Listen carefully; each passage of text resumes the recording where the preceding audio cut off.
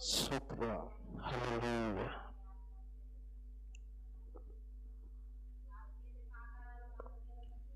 పరిశుద్ధుడా స్తోత్రం.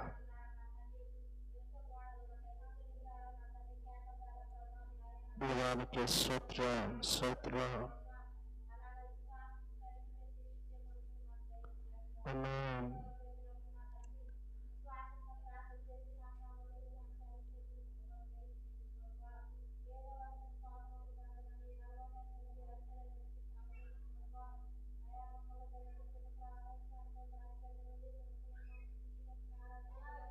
పరిశుద్ధుడా స్తోత్రం.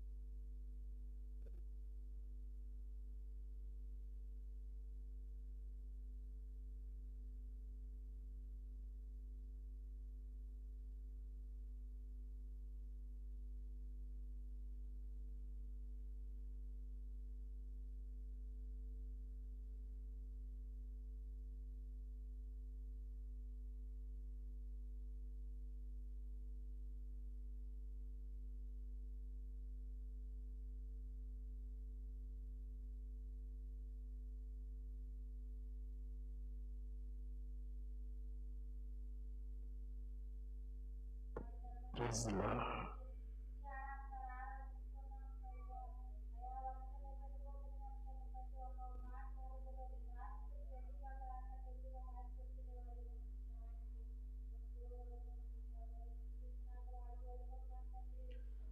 ఆమేన్ ఆమేన్. దేవునికి మహిమ కలుగును గాక. మంచిది. ఇప్పుడు నా దేవుని బిడ్డలారా, ఒక సమయం మందు గడిచిన కాలం అంతా దేవుడు మనందరినీ కటాక్షంగా భద్రపరిచి ఒక ఆదివారం దేవుని సన్నిధానంలో ఏ రీతిగా గడుపుటకు ఆ దేవాతి దేవుడు మనకిచ్చిన అంటే ఉన్నతమైన కృపను బట్టి దేవునికి మహిమయు ఘనతయు ప్రభావము కలుగును గాక.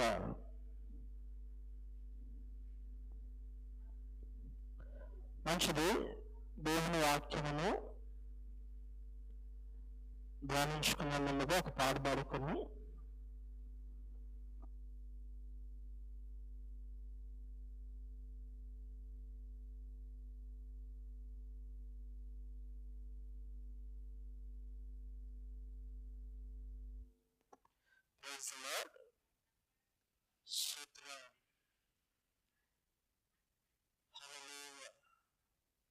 దేవునికి మహిమ కలుగును గాక.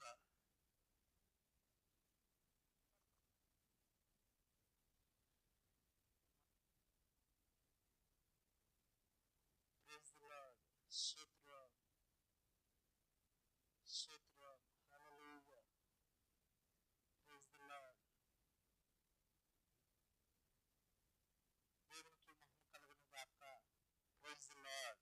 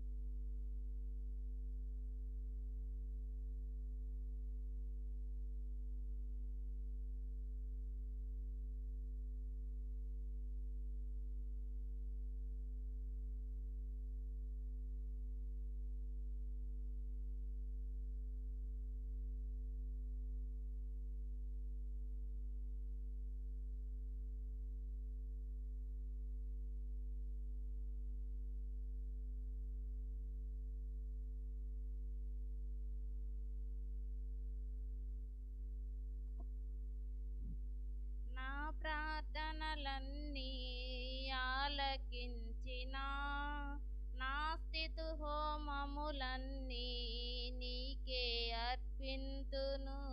నీ సిలువ త్యాగమే నన్ను బంధించెను. నీ బానిసనైయుందును బ్రతుకు దినములన్నీయు. నీ బానిసనైయుందును బ్రతుకు దినములన్నీయు. నా ప్రార్థనలన్నీ ఆలకించినావు. నా స్తుతి హోమములన్నీ నీకే అర్పింతును. అడిగినంత కంటే అధికముగా చేయు ఐశ్వర్యవంతుడవు నీవేసయ్యా. అడిగినంత కంటే అధికముగా చేయు ఐశ్వర్యవంతుడవు నీవేసయ్యా. పరిపూర్ణమైన నీ దైవత్వముమంతా పరిశుద్ధతకే శుభానవాలు. పరిపూర్ణమైన నీ దైవత్వమంతా పరిశుద్ధతకే శుభానవాలు. నా ప్రార్థనలన్నీ ఆలకించినావు. నా స్తుతి హోమములన్నీ నీర్పింతును. ఆపత్కాలములో మొరపెట్టగానే సమీపమైతివే నా యేసయ్యా. ఆపత్కాలములో మొరపెట్టగానే సమీపమైతివే నా యేసయ్యా. సమీప బాంధవ్యములన్నిటికన్నా మిన్నైనది నీ స్నేహ బంధము. సమీప బాంధవ్యములన్నిటికన్నా మిన్నైనది నీ స్నేహ బంధము. నా ప్రార్థనలన్నీ ఆలకించినావు. నా స్తుతి హోమములన్నీ నీకే అర్పింతును. ఎక్కలేనంత ఎత్తైన కొండపై ఎక్కించుము నన్ను నా యేసయ్యా. ఎక్కలేనంత ఎత్తైన కొండపై ఎక్కించుము నన్ను నా యేసయ్యా. ఆశ్చర్యకరమైన నీ ఆలోచనలు ఆత్మీయతకే స్థిరపు నాదులు.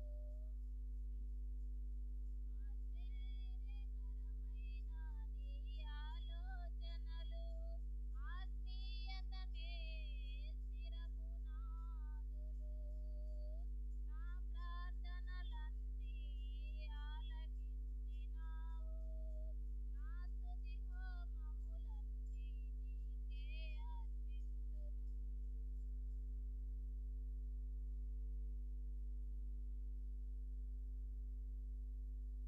దేవునికి మహిమ కలుగును. మంచిది.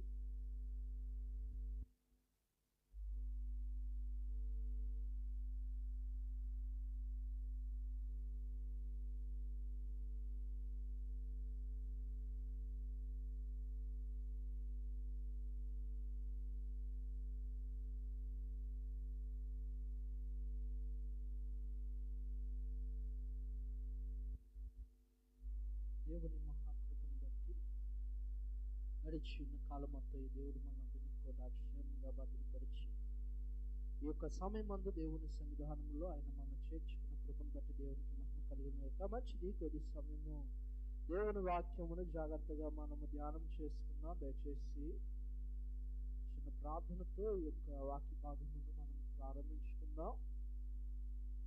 మహాపరిశుద్ధుడు, పరిశుద్ధుడు, పరిశుద్ధుడు, కృపగలిగిన అత్యంత ప్రేమ స్వరూపి, ఆలోచన కర్తవై ఉన్న దేవా, నిత్యము కూడా మాతో ఉన్న దేవా, మమ్మల్ని బలపరుస్తూ ఉన్న తండ్రి, నీ యొక్క పరిశుద్ధ నామమునకు స్తోత్రమయ్యా.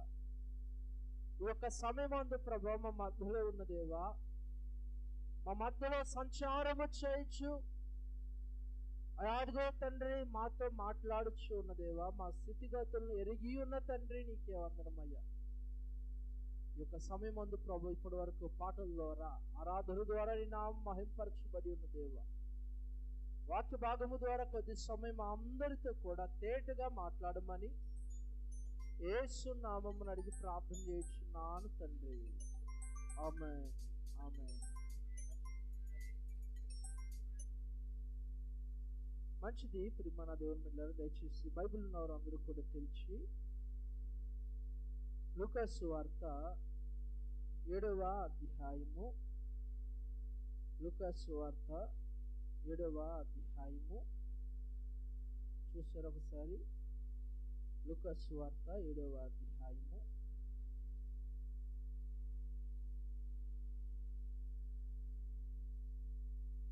7వ అధ్యాయము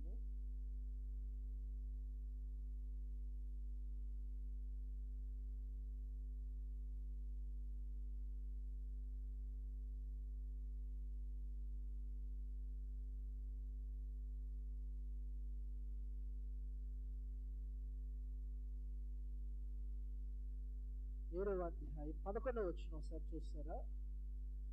వెంటనే ఆయన నయాను అను ఒక ఊరు వెలుచుండగా ఆయన శిష్యులను బహుజన సమూహము ఆయనతో కూడి వెలుచుండిరి. ఆయన ఆ యొక్క ఊరి గవిని యొద్దకు వచ్చినప్పుడు ఆ చనిపోయిన ఒక యవనస్తుడు వెలుపలకు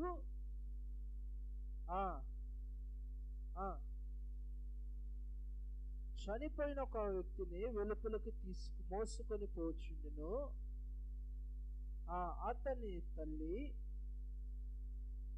అతని తల్లికి అతడొక్కడే కుమారుడు. ఆమె విధవరాలు. ఆ ఊరి జనులు అనేకులు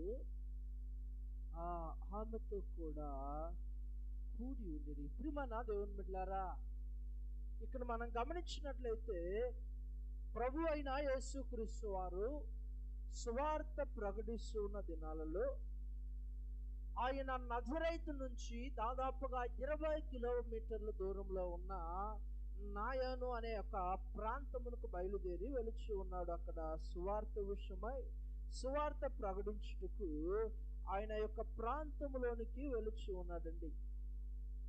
అయితే ఈ యొక్క ప్రాంతము యొక్క ప్రాముఖ్యతను మనం గమనించినట్లయితే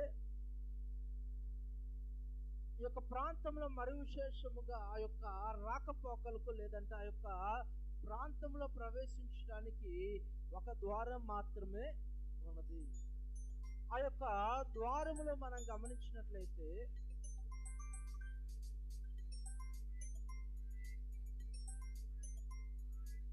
ఒక ద్వారం మాత్రమే అక్కడ ఉన్నట్లుగా మనం గమనిస్తాం. అయితే ఆ యొక్క ప్రాంతంలో ప్రవేశించుటూ ఆయన ఆ యొక్క గలిలయ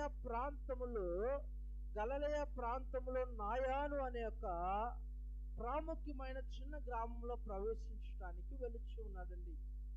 అయితే అక్కడ ఆయన వెలుచు ఉన్న సందర్భములో ఆ యొక్క ప్రాంతంలో జరిగిన 2 ప్రాముఖ్యమైన విషయాలు మనం గమనించినట్లయితే ఆ యొక్క ప్రాంతము నుంచి వెలుపలికి లేదంటే బయటికి కొందరు దుఃఖాక్రాంతులై దుఃఖముతో వేదనతో కన్నీరు మున్నీరు అవుతూ వారు వస్తూ ఉన్నారు. మరొక విషయాన్ని మనం అక్కడే గమనించినట్లయితే ప్రభు అయిన యేసుక్రీస్తు వారు అనేకులకు సువార్త ప్రకటిస్తూ ఆయన శిష్యులతో కలిసి ఆ యొక్క ప్రాంతంలోనికి ప్రవేశిస్తూ ఉన్నారండి. అయితే ఈ యొక్క 2 సందర్భాలు అక్కడ మనం గమనిస్తూ ఉంటాము. ఈ యొక్క 2 సందర్భాల్లో మనము జాగ్రత్తగా గమనించినట్లయితే ప్రభు అయిన యేసుక్రీస్తు వారు మొట్టమొదటిగా ఆ యొక్క ప్రాంతంలోనికి ప్రవేశించి ఉన్నప్పుడు, ఆ యొక్క ప్రాంతంలోనికి వచ్చినప్పుడు ఆయన గమనించిన అక్కడ ప్రాముఖ్యమైన విషయాన్ని మనం గమనించినట్లయితే, అక్కడ వారు ఆ యొక్క తల్లి కన్నీరు విడుస్తూ ఉన్నది. అయితే అసలు ఆ యొక్క తల్లి పరిస్థితిని మనం జాగ్రత్తగా గమనించినట్లయితే, తన యొక్క యుక్త ప్రాయమందు తన భర్త మరణించిన తర్వాత తనకు ఒకగానైన ఒక కుమారుడు మీద ఆధారపడి, లేదంటే తనే నా యొక్క భవిష్యత్తు అని తన మీద ఆధారపడి ఎన్నో ఆశలు పెట్టుకొని జీవనాన్ని కొనసాగిస్తున్న ఆ యొక్క స్త్రీ,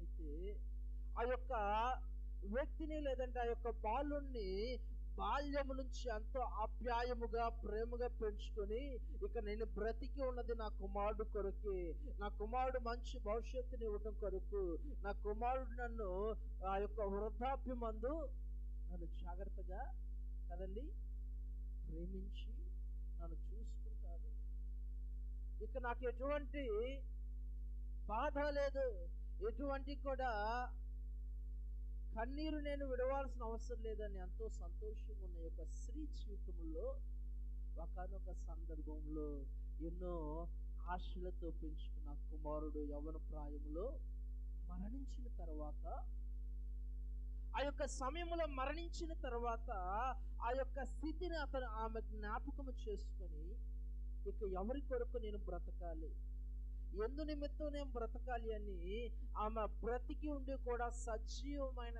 శవముగా మార్చబడి, జీవము లేని దానిగా కన్నీరు విడుస్తూ వస్తూ ఉంటే ఆ యొక్క తల్లిని ప్రభు అయిన యేసుక్రీస్తు వారు చూచాడండి. హల్లెలూయా, హల్లెలూయా.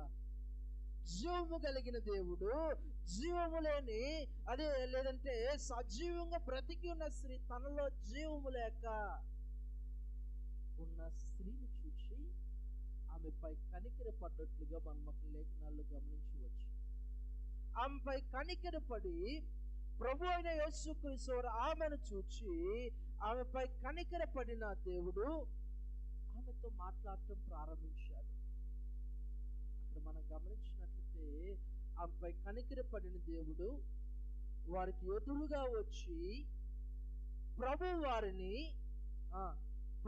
ఆమెను చూచి ఆమె యందు కనికరపడి, కదండి ఏం చెప్తున్నాడు ఆయన? ఆమెను చూచాడు దేవుడు, ఆమె స్థితిని చూచాడు. చూచిన వెనువెంటనే ఆమె యొక్క పరిస్థితి అంతా కూడా తెలుసుకున్న దేవుడు ఆమెతో అంటున్నాడు, ఏడవద్దని ధైర్యపరుస్తూ ఉన్నాడండి. నిజమే అండి, ఈ దినాల్లో కూడా మనుషులు మన వైపు చూసి, ఎందుకంటే చాలా మంది మనుషులు వారి జీవితాలు ఏ విధంగా ఉంటాయంటే, వారు లోపల కుమిలిపోతూ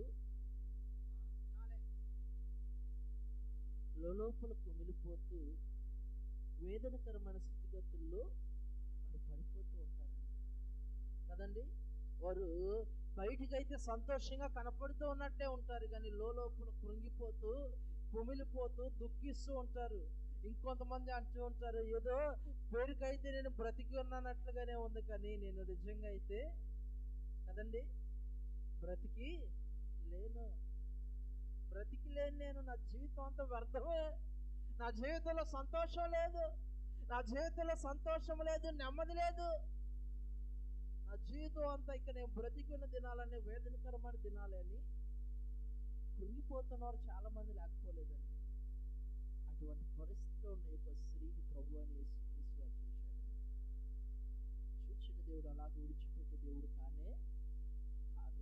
చాలా మంది అనుకుంటూ ఉంటారు, మా వారు నన్ను పట్టించుకోవట్లేదు, మా బంధుమిత్రులు నన్ను పట్టించుకోవట్లేదు, మా బంధువులు ఆప్యాయంగా పలకరించేవారే లేరు, మా ఇంటి వారే నన్ను పలకరించేవారు లేరు అనుకుంటారు. కానీ ఎవరు నిన్ను విడిచిపెట్టినా నిన్ను విడవక ప్రేమించే దేవుడు ఒక ఆయన ఉన్నాడు. హల్లెలూయా, హల్లెలూయా. ఆయన ఎప్పుడూ కూడా నీతో ఉంటాడని చెప్తూ ఉన్నాడు. ఎందుకంటే ఆ యొక్క స్త్రీని గమనించినట్లయితే యేసుక్రీస్తు వారు ఆ స్త్రీ దగ్గరకు వచ్చి మాట్లాడుతున్నాడు, అమ్మ మొట్టమొదటి నువ్వు ఏడవద్దు, నువ్వు కుమిలిపోవద్దు అని చెప్పి ఆయన చేసిన సంఘటన మనం గమనించినట్లయితే చదువుదాం ఒకసారి మరలా. అమ్మా అక్కడ చూడ 13వ వచనంలో, ప్రభు ఆమెను చూచి ఆమె యందు కనికరపడి ఏడవద్దని ఆమెతో చెప్పి దగ్గరికి వచ్చి పాటను ముట్టగా మోయుచున్న వారు నిలిచిరే. ఇక్కడ మనం గమనించినట్లయితే యేసుక్రీస్తు వారు ఎప్పుడైతే దగ్గరికి వచ్చి ఆ యొక్క మరణించిన యొక్క వ్యక్తి యొక్క పాటను అలాగ ముట్టగా వెంటనే చూపడిన వారందరూ నిలిచి ఉన్నారండి కదండి. ఈ దినాల్లో చాలా మంది క్రైస్తవ జీవితాల్లో, క్రైస్తవ సమాజంలో చాలా మంది ఏం చేస్తూ ఉంటారంటే, ఎవరైనా మరణించే వారు ముందుగా వస్తే ఏం చేస్తాం ఏమండి, ఏం చేస్తాం? అసలు అక్కడ నుంచి ముందుకు కూడా కదలరు కొంతమంది, అసలు ఇంకొంతమంది అసలు దగ్గరకే కదండి. ఈనాడు క్రైస్తవ సమాజం ఈ విధముగా ఉన్నదైతే ఆనాడు ప్రభు అయిన యేసుక్రీస్తు వారు ఈ విధముగా చెప్పలేదు, కానీ ఆయన వారిని ఓదారుస్తూ ఉన్నాడండి. మరణించిన వారి యొద్దకు వెళ్ళి వారి కుటుంబాన్ని ఓదారుస్తూ ఉన్నారు, వారిని బలపరుస్తూ ఉన్నారు. ఈ దినాల్లో యేసయ్య ప్రేమను కలిగి ఉన్న మనము ఏం చేయాలంటే వారిని ఓదార్చు వారిగా ఉండాలండి.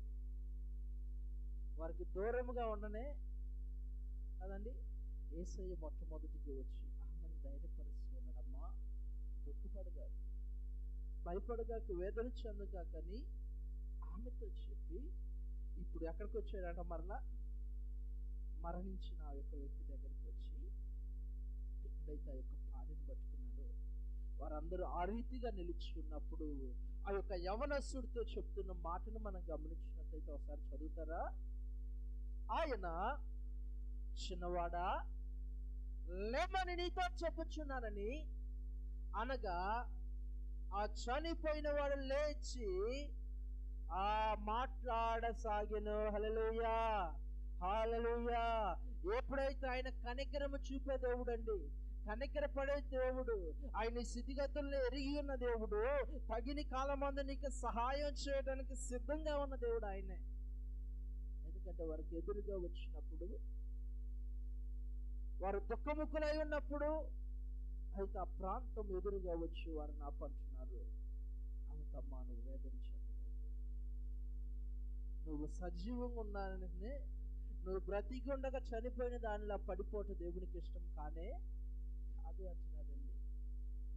ఎందుకంటే ఈ దినానికి కూడా చాలా మంది జీవితాలు ఈ రీతిగానే, ఆ యొక్క స్త్రీ జీవితం ఏ విధంగా ఉన్నదో, పాడైపోయిన జీవితముగా, పడిపోయిన జీవితముగా, బ్రతికుండా కూడా సజీవంగానే బ్రతికుండా ఆధ్యాత్మిక మరణించే ఆ యొక్క మరణ ఛాయలు గల జీవితాలు గడుపుచున్న వారు చాలా మంది లేకపోలేదు. కానీ ఈ దినాన దేవుడు ప్రతి ఒక్కరితో మాట్లాడుతూ ఉన్నాడండి. ఏడవద్దు, దిగులు పడొద్దు, భయపడొద్దు, నేను మాట్లాడుతూ ఉన్నాను. ఆయన నీకు తోడై ఉన్న దేవుడు, నీకు దగ్గరగా ఉన్న దేవుడు ఆయనే. అయితే ఆ యొక్క స్త్రీని చూసి దేవుడు కనికరపడి ఆమెతో చెప్తున్న మాట ఏంటంటే, నువ్వు ఏడవద్దు, కన్నీరు విడవద్దు అని చెప్పి ఆయన చెప్తున్నాడు. అక్కడ ఆ యొక్క వ్యక్తితో మాట్లాడుతున్నాడు, మరణ ఛాయలు కలిగిన వ్యక్తితో, లేదంటే మరణించిన ఆ యొక్క వ్యక్తితో ఆయన మాట్లాడుతూ ఉన్నాడు. చిన్నవాడా లెమ్మని ఎప్పుడైతే అన్నాడో కదండి, వెంటనే ఆయన ఏం చేశాడంటే, ఆ యొక్క యవనస్తుడు లేచి కూర్చోండి మాట్లాడసాగెను.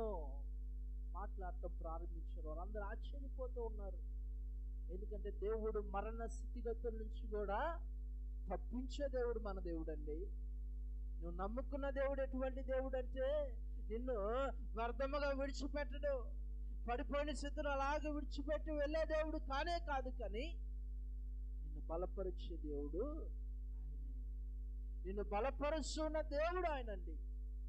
అందుకని ఆ యొక్క వ్యక్తితో అంటున్నాడు, చిన్నవాడా లెమ్ము అని ఎప్పుడైతే అన్నాడో ఆ యొక్క వ్యక్తి లేచి నడవటం ప్రారంభించాడు. లేచి నడవటం, మాట్లాడటం ప్రారంభించాడండి. ఈ యొక్క దినాల్లో మన స్థితిగతుల్లో కూడా మనపై కూడా కనికరము చూపే దేవుడు ఆయనే, మనపై జాలి చూపే దేవుడు ఆయనండి. అనాథులుగా విడిచిపెట్టడు. కనుక మరి మనమేం చేయాలయ్యా అంటే, నీవు నేను ఏం చేయాలి ఆ యొక్క స్థితిగతులు మార్చబడాలంటే, యెషయా గ్రంథంలో ఆయన అంటాడు, యెషయా గ్రంథము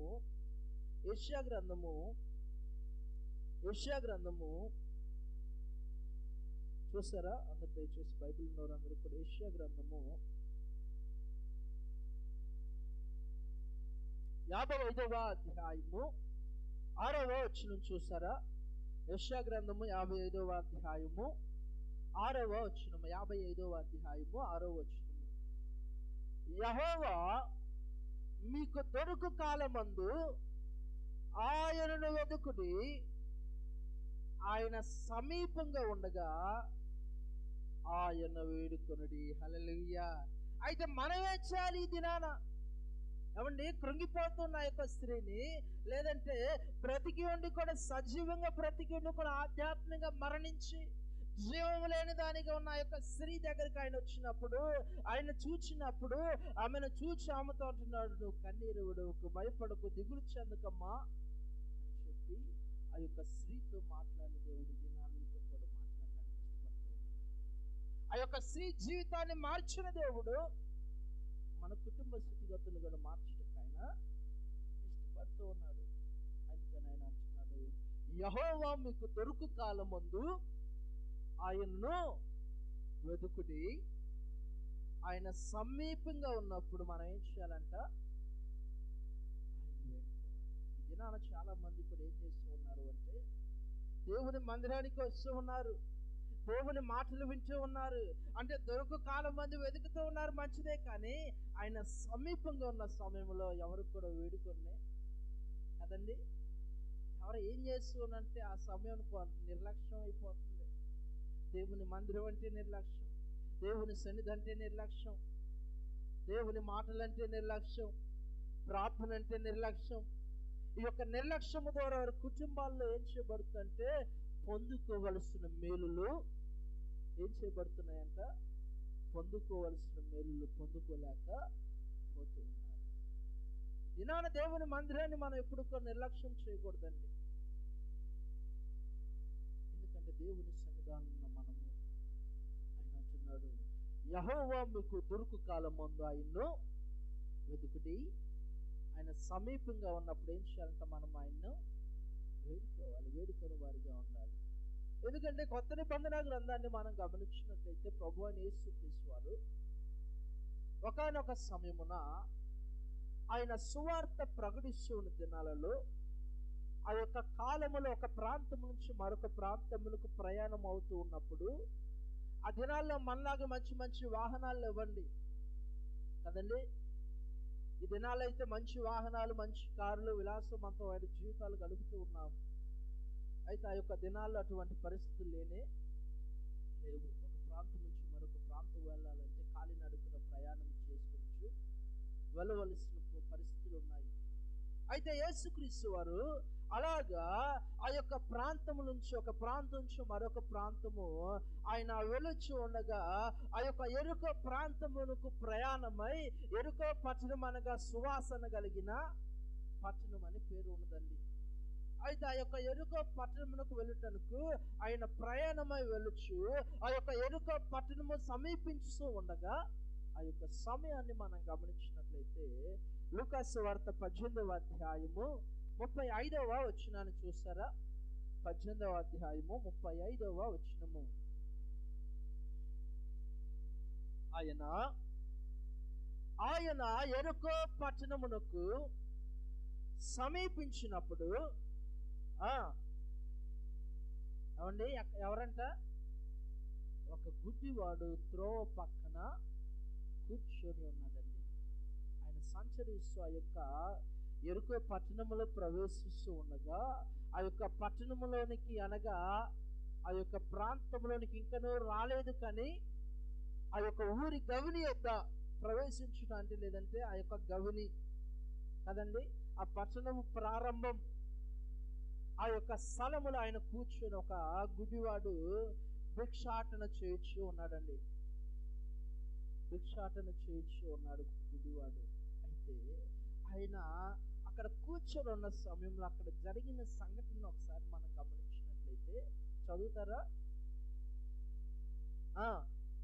జన సమూహము దాటిపోవచ్చున్న వాడు చప్పుడు విని ఇది ఏమని అడిగెను. హల్లెలూయా. ఇక్కడ మనం గమనించినట్లయితే ఆ యొక్క గుడ్డివాడు అలాగ కూర్చొని ఉన్న సమయంలో అనేక మంది జనాంగము నడుచుకుంటూ వెళుతూ ఉన్నారు. ఎందుకంటే ఆ దినాలలో ప్రభు అయిన యేసుక్రీస్తు వారి చుట్టూ అనేక మంది ప్రజలు ఉండేవారండి. అనేక మంది ప్రజలు మేలు పొందుకోవటానికి, అనేక మంది మేలులు అనుభవించడానికి, అనేక మంది బాగుపట్టు కొరకు, వారి జీవితాలు మార్చబట్టు కొరకు వారు ఆ రీతిగా ఆయన వెంబడిస్తూ ఉండేవారు.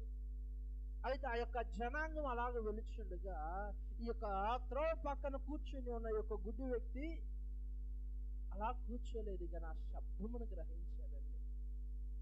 శబ్దం వినిన వ్యక్తి అంటున్నాడు, ఇది ఏమి కదండి, ఏంది ఇంతమంది జనాంగం ఎక్కడికి వెళ్ళొచ్చి ఉన్నారు, ఏం జరుగుతూ ఉంది, ఎందుకు ఇలాగా జన సమూహం ఇంతమంది వెళుతూ ఉన్నారని అడిగినప్పుడు ఒక వ్యక్తి అంటూ ఉన్నాడు, చదువుతారా? వారు నజరేయుడైన యేసు ఈ యొక్క మార్గమున వెళుతున్నాడు. హల్లెలూయా, హల్లెలూయా. అయితే వారు చెప్పిన మాట ఏంటంటే, ఈ యొక్క మార్గములోనికి నజరేయుడైన యేసు వస్తూ ఉన్నాడు గనక, ఈ మార్గము నుంచి వెళుతూ ఉన్నాడు గనక ఆయన వెంబడి ఈ యొక్క జన సమూహం మొత్తము కూడా కదండి, జన సమూహం అందరూ వెలుచు ఉన్నారు. మాట ఎప్పుడైతే ఒక వ్యక్తి విన్నాడో, వినిన వ్యక్తి మౌనంగా లేడండి. ఏం చేశాడయ్యా అంటే, ఒకసారి చదువుతారా? మళ్ళా చదువుతారా? అప్పుడు వాడు, యేసు దావీదు కుమారుడు నన్ను కరుణించుమని కేకలు వేసిరే. అయితే ఈ వ్యక్తి ముందు మొట్టమొదటిగా ఆరాధించాడు. ఏంటంటే, ఈ మార్గమును ఎవరు వెళుతున్నారంటే నజరేయుడైన యేసు ఈ యొక్క మార్గమును వెళుతూ ఉన్నాడు. ఆయన దగ్గరకు వెళితే మేలు జరుగుతుంది, ఆయన యొద్దకు వెళితే బాగుపడుతున్నారు, అనేక మంది స్వస్థపరచబడుతున్నారు, అనేక మంది మేలు పొందుకుంటున్నారు, అనేక మంది జీవితాలు మార్చబడుతున్నాయని ఈ యొక్క వర్తమానమును ఎప్పుడైతే ఈ యొక్క వ్యక్తి విన్నాడో, వినిన వ్యక్తి అలాగ మౌనంగా లేదండి. ఎందుకంటే ఆయన సమీపంగా ఉన్నాడు కనుక ఆయన అంటున్నాడు, నజరేయుడైన యేసు నన్ను కరుణించు కరుణించు అని కేకలు వేయటం ప్రారంభించాడు. దినాల్లో చాలా మంది కూడా కదండి ప్రార్థన చేసేందుకు సిగ్గు, ప్రార్థనకు రావాలంటే బిడియం, ఎవరేమంటారు, ప్రార్థన చేయాలంటే భయం, ఎవరేమంటారు, ప్రార్థన చేయడం రాకపోతే పాట పాడాలంటే భయం కదండి. మన జీవితాల్లో ఒక మేలు పొందుకోవాలంటే మొట్టమొదటిగా మన జీవితంలో దీన్ని విడిచిపెట్టాలంటే భయాన్ని విడిచిపెట్టాలి. ఈ యొక్క వ్యక్తి కూడా ఆ త్రోవ పక్కన కూర్చున్న వ్యక్తి, చాలా మంది ఆయన గద్దించడం ప్రారంభించారు కేకలు వేస్తుంటే, కానీ వారి మాటలు ఎవరి ఆ వ్యక్తి పట్టించుకోలేదండి. ఎందుకంటే మనం ఆశీర్వదించబడే కొలది, లేదంటే దేవునికి దగ్గరయ్యే కొలది ఈ లోకంలో మనుషులు మాటల ద్వారా, లేదంటే అపవాది కార్యముల ద్వారా మనల్ని ఏం చేయబడుతుంటే వెనుకకు నెట్టివేయబడటానికి చాలా ప్రాముఖ్యమైన అవకాశాలు ఉంటూ ఉన్నాయండి. కానీ వాటి నుంచి నువ్వు తప్పించబడాలంటే మనుషుల మాటలకు నువ్వు లోబట్టు కాదు, కానీ మనుషుల యొక్క మాటలకు నువ్వు దిగులు చెంది కృంగిపోవటం కాదు, కానీ నీ యొక్క గురి ప్రభు అయిన యేసుక్రీస్తు వారు. హల్లెలూయా, హల్లెలూయా. నీ గురి ఎవరి మీద ఉండాలంటే మనుషుల మీద కాదు, కానీ నీ గురి ప్రభు అయిన యేసుక్రీస్తు వారి మీద నీ గురి ఉండాలి. ఆయన దగ్గరికే నీ పరుగు. పరుగును కడముట్టించే వరకు కూడా నీ యొక్క విశ్వాసంలో నిలకడగా ఉండాలండి. హల్లెలూయా, హల్లెలూయా. నీ యొక్క విశ్వాస స్థితిగతిలో నిలకడగా ఉండాలని ఆయన స్పష్టంగా మనతో మాట్లాడుతూ ఉన్నాడు ఒక దినాన. ఎందుకంటే దేవుని మందిరానికి వస్తున్న మనము, దేవుని సన్నిధానంలో ఉంటున్న మనము ఏ విధముగా ఉండాలయ్యా అంటే, ఆయన దొరుకు కాలమందు ఆయన ఏం చేయాలంటే వెతుకుచు ఆయన సమీపంగా ఉన్నప్పుడు ఆయన వేడుకొని వారిగా ఉండాలండి. ఆయన చే మేలు అనుభవించాలంటే ఆయన వేడుకోవాలి. ఆ యొక్క వ్యక్తి కూడా ఎప్పుడైతే కేకలు వేయటం ప్రారంభించాడో అక్కడ ముందు వెళుచున్న జనాంగం అందరూ కూడా అంటూ ఉన్నారు, ఏమని మాట్లాడుతుంటే నువ్వు కేకలు వేయకు, నువ్వు శబ్దం చేయకని, నువ్వు ఓరకుండా మన ముందు నడిచి వారు గద్దిస్తూ ఉన్నారు. అయితే ఆ యొక్క జనాంగం గద్దిస్తున్న ఆ యొక్క మాటకు ఆయన లోబడలేదండి. ఎందుకంటే ఆయనకి తెలుసు, ఒకవేళ యేసుక్రీస్తు వారి దినాన్ని నా నుంచి దాటిపోతే మరలా ఆయన ఇటు వస్తాడో రాడో, అంతకాలం నేను బ్రతికి ఉంటానో లేదో, కనుక నాకు ఉన్న సమయము ఇది నా అనుకూలమైన సమయం అని గుర్తెరిగాడండి. గుర్తెరిగిన దేవుడు, లేదంటే గుర్తెరిగిన ఆ దేవుని గుర్తెరిగిన ఈ యొక్క మనుషుడు ఆయన కేకలు వేయడం ప్రారంభించి, ఎప్పుడైతే అలాగూ కేకలు వేస్తూ ఉన్నాడో ముందు వెలుచున్న ప్రభువైన యేసుక్రీస్తు వారు ఆయన మాట విని మొట్టమొదటిగా ఆగాడండి. హల్లెలూయా, హల్లెలూయా. ఎందుకంటే ఆయన పిలిస్తే మనము ఆయన పలికే దేవుడు.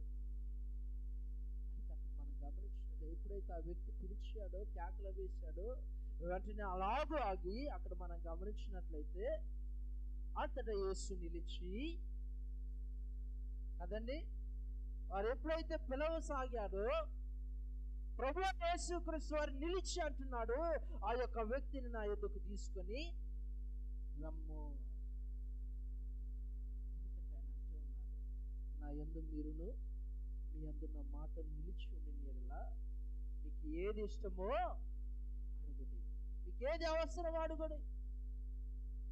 ఎప్పుడైతే ఆ యొక్క వ్యక్తి కేకలు వేయటం ప్రారంభించాడో ఆయన నిలిచి ఆ యొక్క వ్యక్తిని పిలిచి అంటూ ఉన్నాడు, నా సహోదరుడా, ప్రే సహోదరుడా, నీకేమీ కావాలి? ఎందుకు నన్ను పిలుస్తూ ఉన్నావు?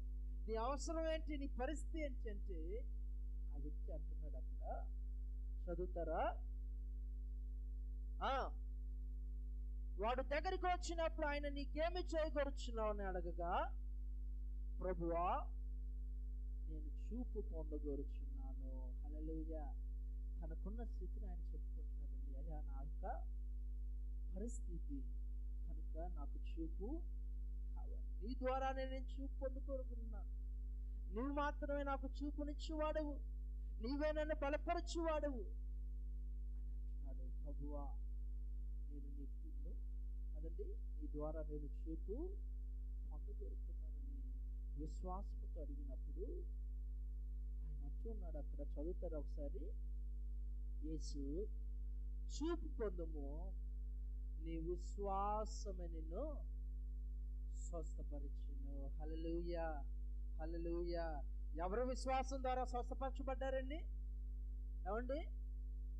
ఆ యొక్క వ్యక్తి విశ్వాసము ద్వారా వ్యక్తి బాగుపడ్డాడు. దినాన దేవుని మందిరానికి వస్తున్న మనము, లేదంటే దేవుని మాటలు వింటున్న ప్రతి ఒక్కరితో దేవుడు అంటున్నాడు, నీ విశ్వాసము ద్వారా నీ జీవితంలో అనేక కార్యాలు దేవుడు చేయడానికి సిద్ధంగా ఉన్నాడు. అనేక మేలును పొందుకోవాలంటే నీ యొక్క విశ్వాసం దేవుని ఎదుట స్థిరమైనదిగా కనపడాలి. నీ యొక్క విశ్వాసం దేవుని ఎదుట స్థిరముగా ఎంచబడాలండి. స్థిరమైన విశ్వాసముతో దేవుని ఎదుట నిలిచి దేవుడు గొప్ప కార్యం చేయడానికి ఆయన ఇష్టపడుతున్నాడు. ఆ యొక్క వ్యక్తితో అంటూ ఉన్నాడు, నీ విశ్వాసము నిన్ను స్వస్థపరచు. నీ యొక్క విశ్వాసం దాన్ని స్వస్థపరచబడుతూ ఉన్నావు. దినాన్ని మన స్థితి ఏమై ఉన్నదో, మనం ఎటువంటి ఆశతో వచ్చి ఉన్నామో, ఎటువంటి ఆలోచన మన జీవితంలో ఉన్నదో కదండి, పడిపోయిన స్థితిలో ఒకవేళ మనం ఉండొచ్చు, అనారోగ్యకరమైన పరిస్థితుల్లో మనం ఉండొచ్చు, అనేకమైన విధాల ఆర్థికపరమైన ఇబ్బందులతో మనం ఉంటున్నామేమో, కానీ దేవుని ఎదుట నీ అవసరం ఏందో అది దేవుని ఎదుట పెట్టినట్లయితే దేవుడు అంటున్నాడు, నీ విశ్వాసం అనే జీవితంలో గొప్ప కార్యము చేస్తుంది అంటున్నాడు. నీ విశ్వాసము ద్వారా నీవు రక్షించబడదు, నీ విశ్వాసము ద్వారా నీ యొక్క జీవితంలో గొప్ప కార్యము దేవుడు చేయడానికి ఇష్టపడుతూ ఉన్నాడండి. అయితే మొట్టమొదటిగా ఆ విశ్వాసం నీవు కలిగి ఉండాలి. ఆ విశ్వాసం ద్వారా నువ్వు స్థిరపరచబడి ఉండాలి. ఆ యొక్క విశ్వాసము ద్వారా నువ్వు నిలిచి ఉన్నట్లయితే నీ జీవితంలో ఆయన గొప్ప కార్యములు చేయడానికి ఆయన ఇష్టపడుతూ శుద్ధ మనసు కలిగి ఉన్నాడు. ఈ యొక్క దినమందు దేవుని మందిరానికి వచ్చిన మనము దేవుని మందిరం నిర్లక్ష్యం చేయకూడదండి. దేవుని మందిరం నిర్లక్ష్యం చేయొచ్చు. ఈ యొక్క మనుషుల ఆలోచనల ప్రకారం మనం ఒకవేళ ఎన్ని దినాలు ఆ విధముగా ప్రయాసపడ్డాను జీవితంలో మేలు అనేది కదండి దొరకనే. మనుషుల మీద ఆధారపడకూడదండి. దేవుని మీద మనం ఆధారపడే వారిగా ఉండాలి. దేవుని సన్నిధానంకు మొట్టమొదటి ప్రాముఖ్యతనిచ్చే వారిగా ఉండాలండి. దేవుని మాటలకు నువ్వు ఎప్పుడైతే ప్రాముఖ్యతనిస్తావో దేవుడే నీకు ప్రాముఖ్యతను ఆయనకు నువ్వు మొట్టమొదటిగా ప్రాముఖ్యతనిచ్చి చూడు. నీ జీవితంలో ఆయనకు ఒక ప్రాముఖ్యమైన స్థానాన్ని వచ్చినట్లయితే దేవుడు నీకు ఒక ప్రాముఖ్యమైన స్థితిని ఇచ్చుటకు ఆయన కూడా ఇష్టపడుతూ ఉన్న దేవుడు ఆయనేనండి. ఆయన దగ్గరకు వచ్చిన మనము నిర్లక్ష్యముగా ఉండనే ఉండకూడదు, కానీ దేవుని ఎదుట ప్రార్థించేవారిగా, ఆయన సన్నిధానంలో మొరపెట్టేవారిగా, ఆయన మాటలు వింటున్న మనము మన హృదయంలో ఆయన వాక్యమును ముద్రించుకునే వారిగా ఉన్నాం. తద్వారా దేవుడిచ్చే యొక్క శ్రేష్టమైన ఆశీర్వాదాలు మన జీవితంలో పొందుతున్నాం. ఒక చిన్న వాక్యం దేవుడు దీవించి మన హృదయంలో ముద్రించునుగాక.